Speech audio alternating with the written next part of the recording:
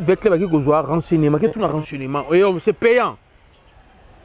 Ouais, les clubs, lorsqu'il y a un renseignement pour prendre un joueur, au niveau fédération, c'est payant. Le club avait payé l'argent pour un renseignement. Et le gouvernement, la fédération, va répondre avec le club que non, va retrouver 300 joueurs. Et pas il m'a côté, à part l'équipe Victor Osson. Donc, tout à coup, il utiliser les joueurs. Le club a utilisé les joueurs. Après, dans Bosco, ailleurs, on a des joueurs ailleurs, c'est compliqué. Quand on lit un bongo. Vous savez que le dossier Zao, le dossier Zao, Zao a deux licences. Deux licences, joueurs, moi, on a deux licences, c'est Zalaka. Zao a été dans le Don Bosco, pendant qu'il y a mineur, c'est la licence de senior. Zao, il y a un monde qui quitte la fédération, parce que Zao était encore mineur, mais la fédération va délivrer une licence. Il y a senior. C'est l'autorité. Donc ça veut dire, c'est le ministre à sport. Même Molina, il a dit avoir fait des enquêtes. Mais l'investigation, il a fini par découvrir. Dans le salaire, on te paie 5 hectares Cooper. 55 000 $ le mois. Notre ministre des Sports, Serge Condé, a donné un pourcentage de 4 salaires. Bandoki. Vous comprenez Bandoki? C'est qui défense, l'accusation, il y a Don Bosco, qui défense avec club, à qui il n'y a pas fédération, à Talia Yoki, la TAS a dit, comment? Le TAS a dit, tel Yoki a tranché, mais non, avec club, il y a un problème. Moutouatia avec club n'est pas fédération. Comme fédération, c'est l'organe technique, il y a Makamu, Azali censé, Azali contrôle.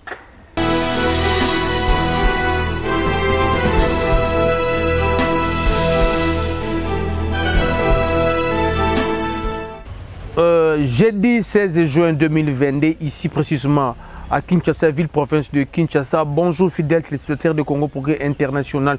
Très heureux de vous de venir encore une fois de plus sous vos petits écrans, parler avec vous, débattre ensemble avec vous, s'échanger des idées et pourquoi pas améliorer la façon de beaucoup de choses qui se passent dans notre pays. Comme vous savez, c'est notre émission exclusivement sportive. Nous allons parler de sport, mais avant tout, vous savez, la nation congolaise est en guerre. Nous sommes agressés par le Rwandais. Bien que les Ougandais ont décliné cette appellation d'être agresseurs du Congo, ils ont dit qu'ils ne sont pas des agresseurs. Ils n'ont pas collaboré avec les Rwandais pour permettre au M23 d'aller prendre notre Bunaganda, la cité de Bunaganda. Mais nous devons rester vigilants envers les Ougandais. Mais avec les Rwandais, c'est fait contre fait. Ce ne sont pas nos voisins, ce ne sont pas nos amis. On n'a rien à commun avec les Rwandais. Donc c'est fini avec les Rwandais. Peu importe les solutions qui vont venir au niveau de la diplomatie. Mission Rwandais qui est Simbali Sousouté, toujours en guerre, morale, ils ont toujours au zénith, il y a l'armée nationale, ils ont toujours l'Ikolo. Dengue Boebika, Kapatru, ils ont salma makasi na Ruchuru. Ma découverte, il y a cache d'armes, ils ont monde na Bangomba. Vraiment merci à FARDC, merci à la police nationale, monsieur Bozor. Nous sommes de cœur avec vous. Oh, nous devons comprendre que quand Mboka est en guerre, c'est le moment. C'est le moment. Il faut comprendre que Mboka est en guerre. Merci à nos joueurs surtout. Nandenge, bozo tweeter, bozo koma pour nous soutenir l'armée nationale. Merci. Merci à Yohan Wissa, moi Mboka. Contre toute attente, malgré la guerre dans le Nord Kivu, au moment où je vous parle, Yohan Wissa est en vacances à Goma. Bravo Djogo. C'est ça l'image que nous voulons pour notre pays. C'est ça ce que nous voulons. Parce qu'ailleurs, on nous dit que non, Congo c'est l'enfer, mais oui, ça va en Angleterre. Au moment où je vous parle, oui, ça va à Goma. Allez-y comprendre. Vraiment un grand merci. Naba fidèle téléspectateur, il y a Congo Progrès International, base d'Angaï, il y a Angola, vraiment merci. Papa Claude Mupende, de boss au Kito Panda Chala, Nabo Sente président Pakis. Staff Chilamunda Mobimba, Adolphe Mouteba, Chilamunda Nabo Saniote, Nami Kili, Bébé Chico, Château Rouge, Bakongola Bobazala 2T. Merci vraiment Bébé Chico, Coach Chabou. Merci Nabino, l'autre bête ma solo. Excusez-moi vraiment dans le 2 points seulement. Je vais parler peut-être. Dans le solo il y a l'Ina Foot, mais dans le 2 points. Sport, moi, dans le football. dans le but de solo, il y a TAS qui s'oppose entre Vita, Don Bosco, Fédération, Massimo Bakote, Bikoté na Masolo Ango, et Norbert Lebinongo, Norbert équipe nationale, Mandambu, na Masolo ya Mbongo, Tokangi Bami Bilisusu, les gens qui complotent contre la nation congolaise. Et après, vous allez nous dire que RDC est en bon côté.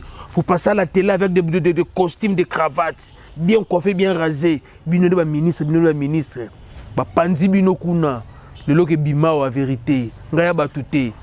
Romain Molina, yé nem da Panzi secret. Bouliaka Bokabola Mbongo, Hector Cooper.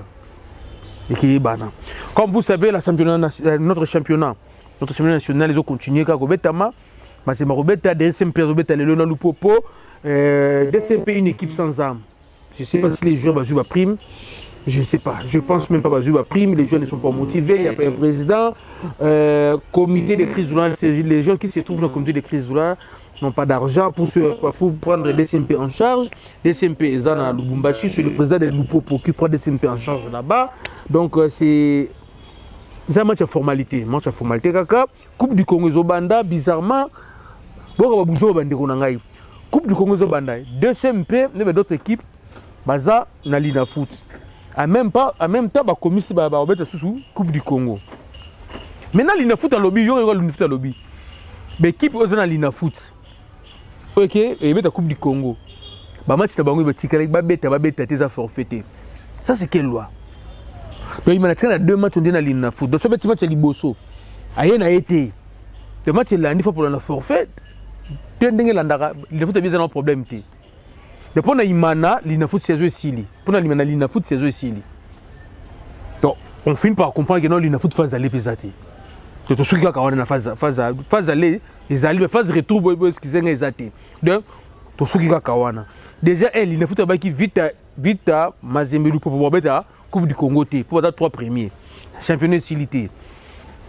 3 premiers beta pourquoi? Donc on comprend que Boula Lina Foot ils dit déjà que non les 3 premiers on a pas kende. Et dès le début je disais tout ce qu'on est en train de faire dans l'Ina Foot d'autres Salana, c'est parce que Lupopo vit un moyen président à Tchaki na club, année ni président militaire. Lupopo, son souci, c'était Abeta, compétition africaine cette fois-ci. Comme c'est déjà acquis, il y a un moment où l'Ina Foot est comme à l'aise. Donc n'espérons même pas qu'il fasse retour dans l'Ina Foot. Tout espérons qu'il sauter. Ceux qui font aller ici les signes, déjà vite à Iman, vite à Mazembe, Lupopo Kenya, bango déjà Coupe d'Afrique. Je pense qu'il Iman Robimane na Nini. La Coupe du Congo, parce que Coupe du Congo est à Kinshasa.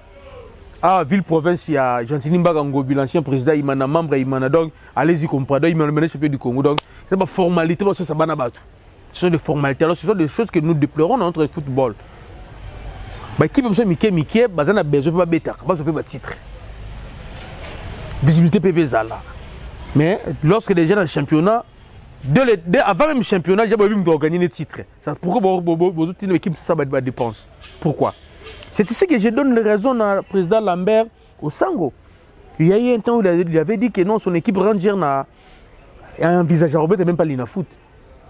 Parce que Robert et Lina Foot ne connaissent nulle part. À l'époque où Abia a vu supporter l'équipe Yemoko, Lambert son ganda Robert et Lina Foot. Tant que mon gouvernement, donc, même la Lina Foot là, c'est contre tout le monde. Et il y a un deuxième. Troisième, c'est Lupopo, c'est un balai de Imana Potanaka. Imana Kokarane, les sous-tabous de la Coupe du Congo. C'est vraiment des Sony. Les Amazonie, Baba Betara, bonne chance na Bango.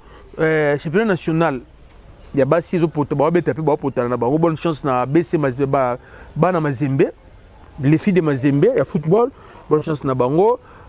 Total Akaka, to bossa ni pété to moni ni neza ko kita makasi force terrestre bana tango fort moi mais to peu moi ma ko kita vraiment ce qui a retenu là-bas côté wana donc l'Imana abeta na Coupe du Congo na Lina Foot pour na Imana Lina Foot et sil nango même match abeta na le Popo le dans formalité au Pola na et je vous le dis vous allez voir Imana au Pola le but de zone les même Imana Poli na parce que c'est sans danger pour DSMP et Imana ça son ambition mon côté mais niveau à Lina Foot ça sert à rien.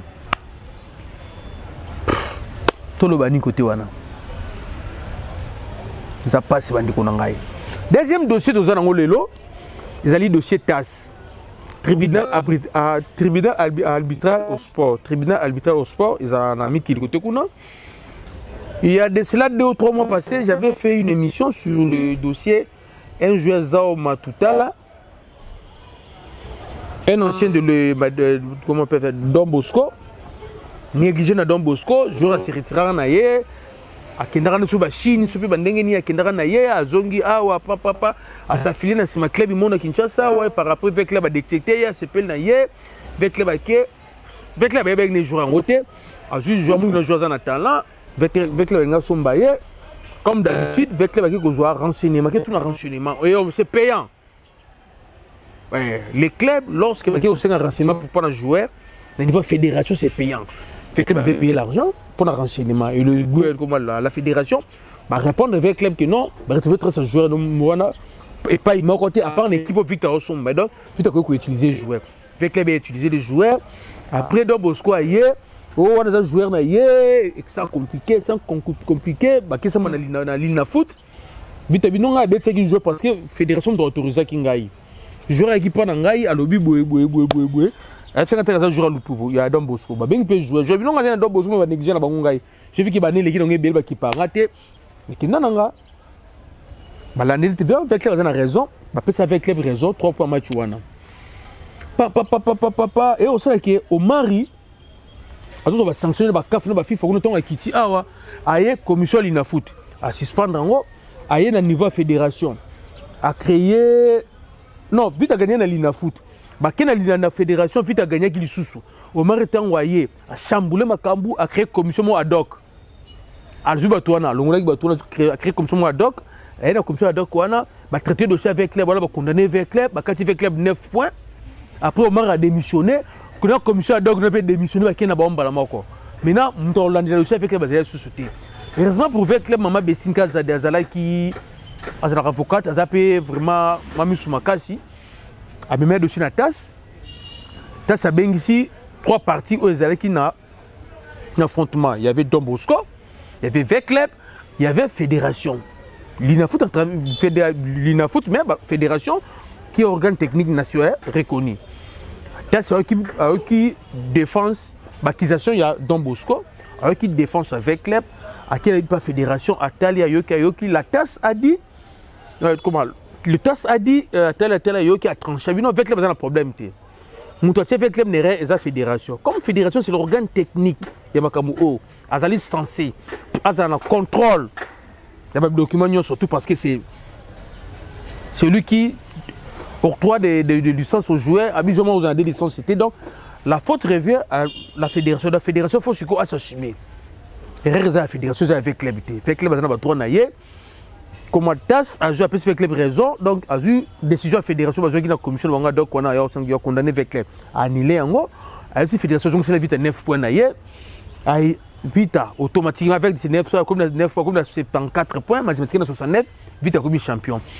Loi, comment, sentence, comment on appelle ça? Verdict, tant où et comme la fédération, tant à mon avis, ok, d'accord, avec club, a raison, pour mes athées. Babi, faute, on a surtout fédération assumer l'erreur naïe. C'est la fédération qui doit assumer ses erreurs. La fédération pas yawa a commis Mazembe, a commis le Vecleb, a commis le Linafoot, a commis Don Bosco. Bah c'est un qui n'a Vecleb a joué au Razor Matuta la zone ça y est dans Don Bosco.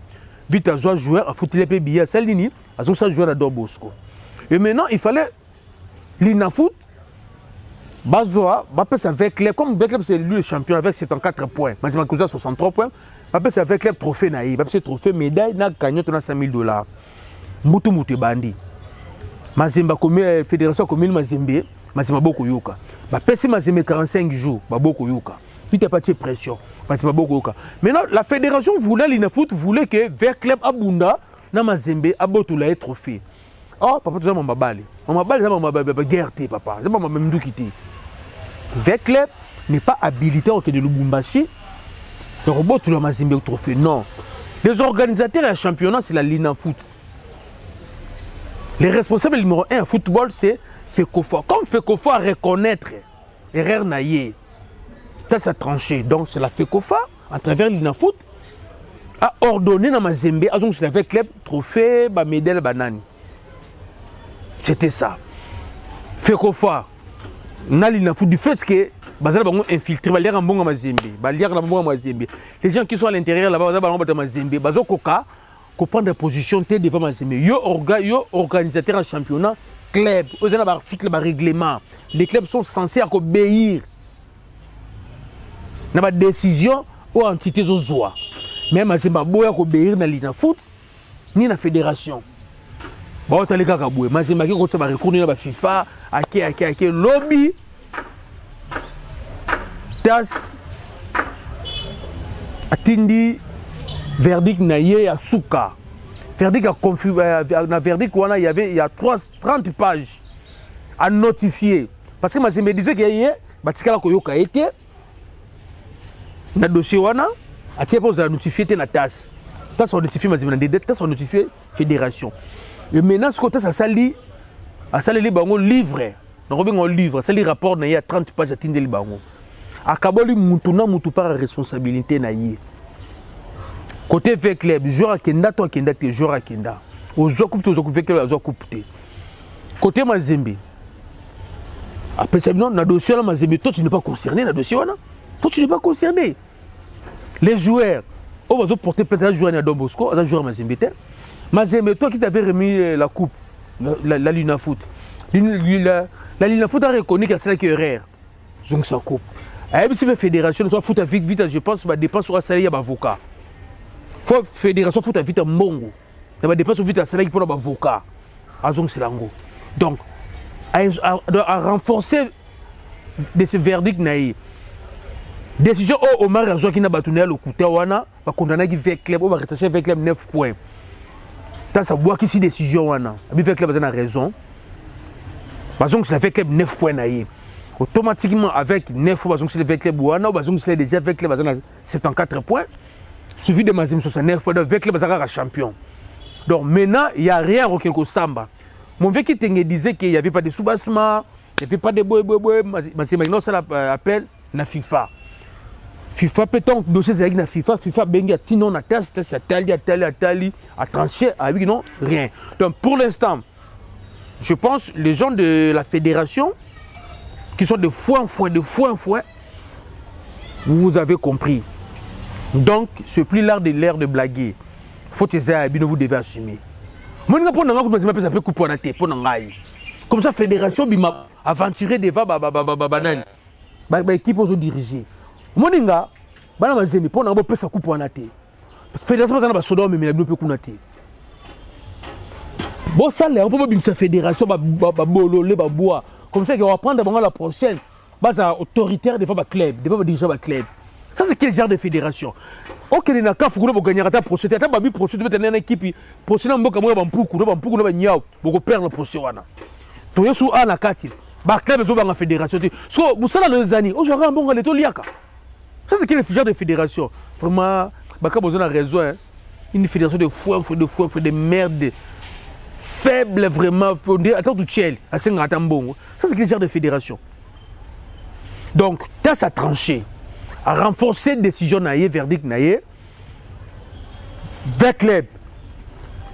TAS a annulé décision aux commissions ad hoc et au Marais qui pour retirer 20 clubs 9 points. TAS a annulé en gros. Donc, TAS 20 clubs ont 9 points naïe, comme dans 74 points naïe, champion. Et maintenant, c'est la fédération et la Lina Foot doivent prouver au peuple congolais qui sont forts, basés la maîtrise à dossier, maîtrise à club à diriger. Pas trouver solution pour résoudre le problème Yamazembe avec club. Pas trouver solution. Parce que nous ne serons pas d'accord de voir le véhicule. Il y a ça nous chaque fois. Niveau conflit, comment vite dans Mazembe, tout ça. Et ça, c'est un conflit entretenu et soutenu, fomenté par la fédération de Fouan. Vous poussez vos propres enfants à Bundaka. Nous sommes des Congolais. Nous sommes des Congolais, papa. Notre ennemi, comme c'est le Rwanda. C'est pas mon Mazembe. C'est pas mon Mazembe. Non, ils ont la raté. Mais donc, comme le niveau qui est villageois, avec club, entre tout ça c'est la fédération et dans tout ça il y a un ministre de sport jouer Yinda aucun parlement qu'on a eu beaucoup dossier on a fait parce que déjà comment na niveau moko boye kitenga lobaka vite pas que nazwa nani sénateur Denis Kambaye achaye do iko ana kini koma ko beba. Vous comprenez? Il commence à beba mama vite na Mazembe, il commence à beba. A même temps dossier mo gozana sur Marcel Ngimbi. On fait que bazali na raison na ye, manye manyo frappé Mazembe. Mazembe pas na raison na ye na dossier wana. Faut-il faire zali manye manyo na fédération, encore une fédération de fonds encore car Rolia Mbongo. Vous savez que le dossier Zao tobeta l'histoire dossier Zao wana. Zao a certainement 2 licences. 2 licences joueur moko a 2 licences zalaka. Zao abeta na Don Bosco. Pendant que ça mineur, c'est la licence de senior. Tala nanu zao. Ya umla ki kitenga ba kino bato bazana na fédération bazana kamrolo na bangote parce que bazana raison ba ko babetaka. Zao était encore mineur mais la fédération va délivrer licence ya senior. Vite que soma zao na licence mususu, même licence vite que so mbele équipe la mususu et où te faire na fédération. Donc une seule fédération, un seul joueur, 2 licences. Pas si. Parce que dans le moment où les carottes sont cuites, donc Mazembe, je pense que ça recourt sous sauté, c'est clair. 20 clubs a récupéré 9 points naïe, l'Ina Foot. Déjà que tu as notifié ma 20 clubs qui sont champion, déjà notifié à la fédération également, et maintenant il faut passer ce qu'on remise en coupe. Alors ça va se passer comment? Championnat parce que quand tu as la phase d'aller. Si le club a bimi premier, la phase d'aller haut. Bon, ça, il y a des cérémonies. On va passer des médailles, des cagnottes, point d'interrogation. Et si je bimi premier, qu'est-ce qu'on va faire? Bon, on peut passer cagnottes, bon, on peut passer ma médaille. Je vous le dis, dossier Oyo, sous tes faits, nous avons guerre. Heureusement pour nous, la fédération, on a peut-être tout comme Boba Kende Kaka. Boba Kende, Bana Veya, Bana Mazembe, Bochana Se. Vite, tu as un problème à Mazembe, Mazembe a un problème à vite à te. Problème à niveau à Fekofa. Fekofa, oh, Mazembe Lobaki, il va couper mon tour, il va passer à couper, ça n'a l'ina foot. Fekofa qui va sur le Mazembe. Va trouver compromis na bango. Na Mazembe va remettre avec le couple naïe pour évoluer. C'est ça. Dans le dossier, mon morceau des alliés sous-soutés. Faute, il y a la fédération. Quand tu as sa lobby, fédération à s'assumer. À s'assumer. À foutre vite à ma mande. Dans le dossier, on a donc, tout l'équipe dossier, on a. Tu continues le dossier, oh, je paye sa moto. Bando Konangai, bando qui va se n'emboko, bando qui va se n'emboko, oh, bando Konangai. Ici sur le même plateau, na caméraman Nangai, Gloire Kamwin. Neb Sarabino, Fédération Nabiso, comme Bazo Kendi na Bango, Bata Mariwana. Ministre Nabatunaye, Bazé Bébé, Bébé, solo Yarimani, Masupe Ndengeni. Comment recréer ma COP? Comment recréer ma COP? Comment créer ma COP? Yoka Sko COP Bébé Tami. COP Aliboso. Je vous parle de Christian Sengibiemi. Il est entraîneur national. Christian Sengibiemi, directeur national. Trop de bêtises, il a démissionné. Sengibiemi comme directeur technique national, Zalawana. Basolola Ranin. Ntaïba Zati. Arum coach équipe. Papa. Faute de résultats, Christian Sengibiemi. À Salini. Limogé. Sengibiemi avait un contrat avec la fédération de combien d'années? Boutouna Bango. Tout ce qu'il a signé un contrat il y a combien d'années? Tu as évité. Bon, il y a un nombre d'années. L'entraîneur, tu as les cartes, tu as 3 ans. Sengibiemi, c'était combien d'années? Tu as évité. Cause de contrat na Bango, tu as évité. Sengibiemi Kenda a 5 rabis bongo. Les locataires vont réussir à mettre un coup de papier coupé. Sengibiemi a bimi à 5 bongo. Vous n'avez pas qui Sengibiemi a 5 bongo. Quand on a 5 bongo, tu prends un année. Pas 5 bongo, kaka lelo.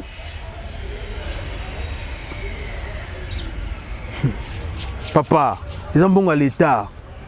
Mais, vous aurez bon à honnête. Contrat, ils ont lié fédération à Bisso. Na Sengibiemi. Na ministre à l'époque. Faut que mon contrat n'a pas de Sengibiemi bon. Je pense que la FIFA faut défendre Bisso parce que je suis dans la FIFA. faut pas brandir contrat wana CG okito zala maili na batu oyo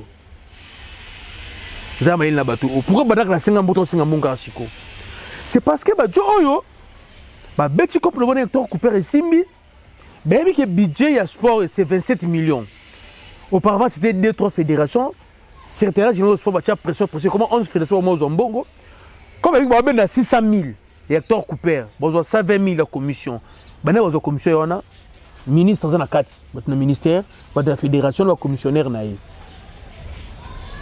bah mon on dit que faible mais monsieur dossier 5 bien vous comprenez même si ce dossier 5 bien qui se plaint il dit que Zalara a la primité to éviter papa ngai la primité ndengeni le temps to lettre la mouki il y a un journaliste d'investigation un français. Il s'appelle Romain Molina. Romain Molina, je pense yeyo.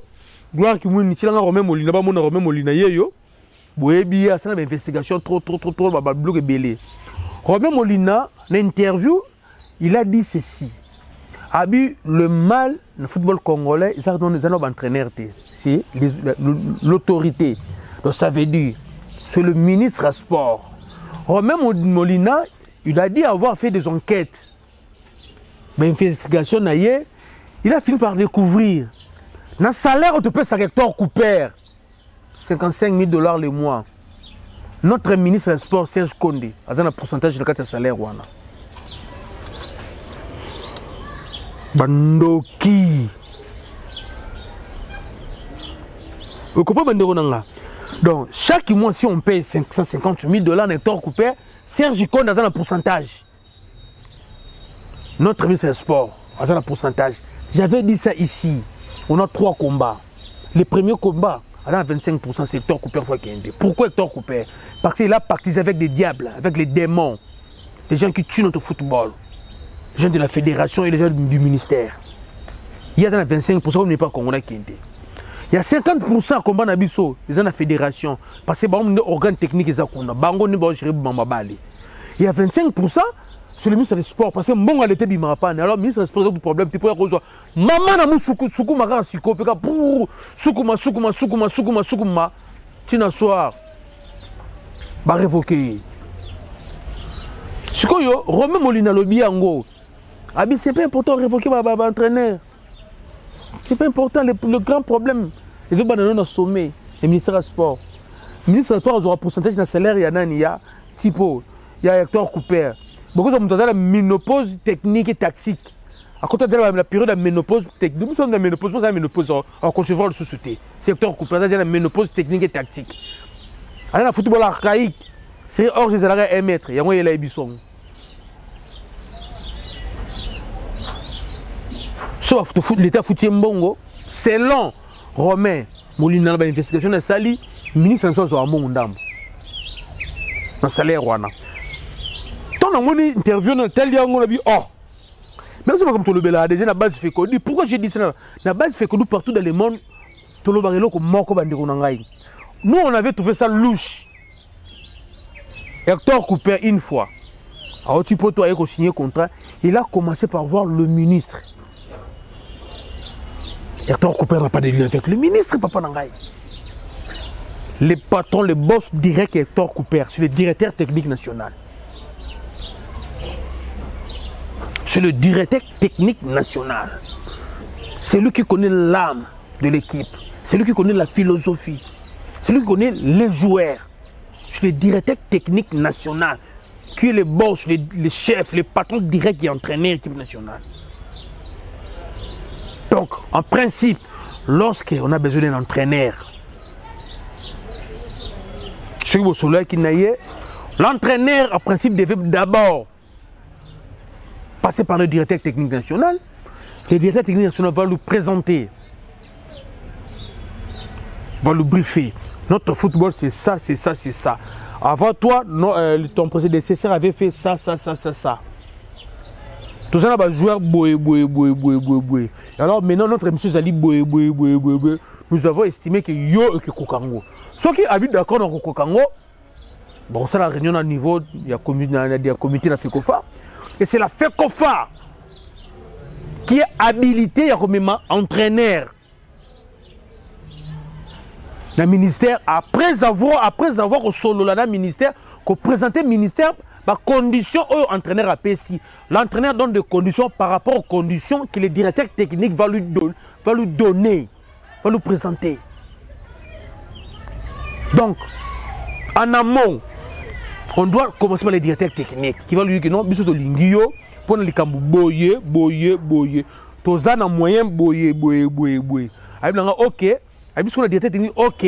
Si vous voulez que ça alors on a binonga na lingi boye. Comme c'est pas le directeur technique va prendre ça en charge. Engagement wana. Alors sur le président de la fédération. Président de la fédération tant on document tindeli ministre.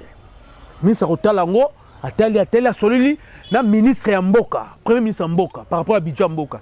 Si c'est bon, OK, fédération va même entraîneur, pas ministre. Parce que l'argent, c'est bon à l'État. Et lui, il y a l'État. Dans mon sport, ils n'ont pas ministre. Après, c'est le temps pour la Bongo. Mais avec Hector Coupé, ce n'était pas ça. Il a commencé directement par le ministre. Parce que ça va pas kabola, mon salaire. À qui sur la fédération, vous pensez que la fédération est quelqu'un mobimba? Parce que Santos Moutoubile, Djal Mazali, à côté de Mobimba. Si vous avez ça qui est kakati, tu es bani namboka ou bandi konangai. Parce que Djal Magote qui est Mobimba. Il y a un moment qui est Hector Cooper. À combien de bindimandima? Un sélectionneur national, un sélectionneur joueur team. Azoya préparation à matinée, mon joueur. Bon, je vais 3 jours avant, peut 3 jours avant. Allez-y comprendre. Donc, notre ministre, c'est ce qu'on dit. Bateau va quand ça qui nous a contre eux. Romain Molina, Pandi yo. Alors, oui, que non, le salaire, il y a comment il s'appelle? Il y a Hector Cooper, il y aura pourcentage. Donc, ce qu'on a besoin de changer. Mamba bali na mboka o to bana kolongola yo parce que yo comme peste.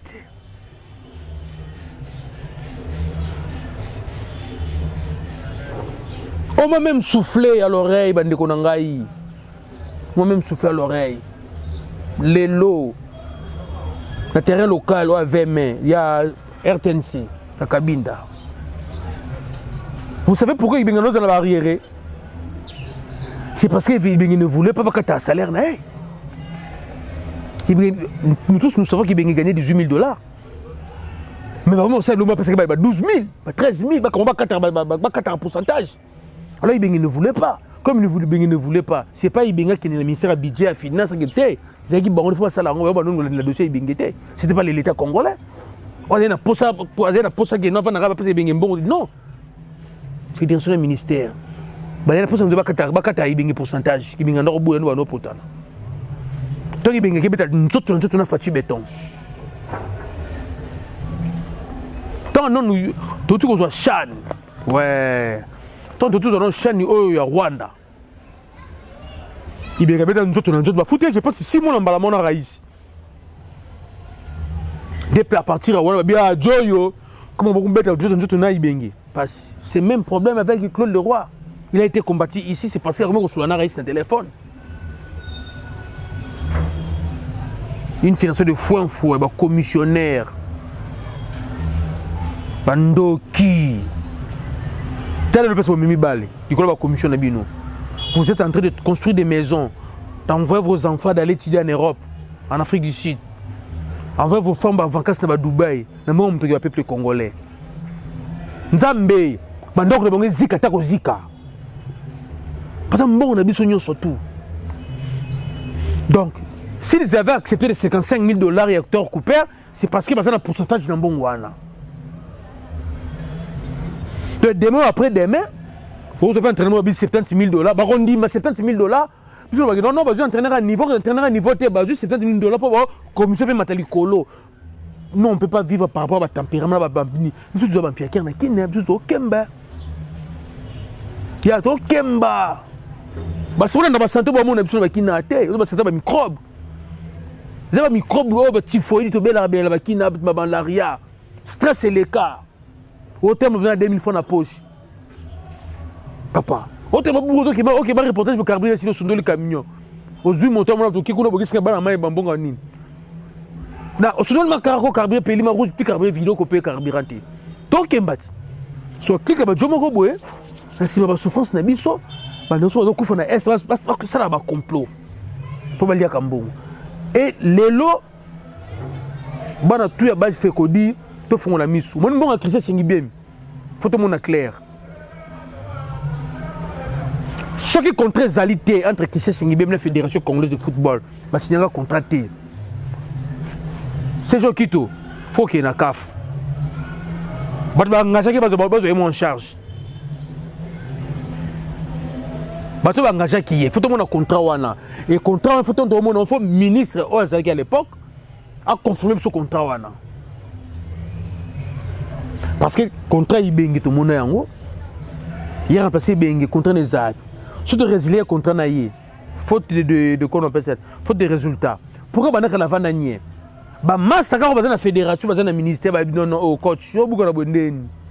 27 millions mon gars nat. Encore bah qui IGF. Tout le monde la recette il y a 900 millions par mois. Donc na 12 mois tu comme 10 millions 800 10 milliards 800 millions de dollars. Je pense budget à balé ou matali susu. Bah yebi ba solo wana. Yo beaucoup na bondeni. Tela couper à bendila. Yo paye aka. Ben 125 wana. So yo va passer 125 000 tout na couper va passer mon par rapport au reste ya banine. Si va passer 125 000 par rapport à quoi? Yo paye bendala 125 000 yo c'est 50 000 75 000 au ministère na fédération. You cop. Donc comme mbongo celui qui est bunda na guerre, bilongo linga buboli aka l'état mbongo. Vraiment c'est jo kito. Li kama sengi bien mo telemelango. Telemelango na kota qui demande il y a intervenu ces jours qui tout nous répondre ngai si c'est bon au moins ces jours qui tout comme vraiment ça moi passer à dépasser le plateau non il y a pas dans l'année na bureau na tout naé ce que ça ndenge nini makambo wana ça passe bandiko na ngai jusqu'à où va continuer à manipuler abatu boy. Vous savez comme il y a la fédération na biso élection faut ça la maana il y a 3-4 jours passés na lobe que bazwa na fédération na bah on va tripoter par article pour ne pas permettre à Chabani non d'abanane va postuler. Mais je vous le dis, papa, on n'a pas que Chabani qui va postuler. Hein. Si on va bloquer Chabani non d'abord il n'a pas postuler. Il ne mérite pas postuler. Christopher Wallou pas postuler. Vous êtes là? Oh postuler poste Anna. Donc ça sert à rien. Ça sert à rien. Tous les anciens joueurs. Comme vous savez, peut-être éviter. La FIFA avait demandé à nos anciens joueurs Basangana, booster le football congolais. Basangana qui, entre Bango, je pense, pour qui Aziz Makoukoula, un chef de file. Mais vous êtes toujours unis.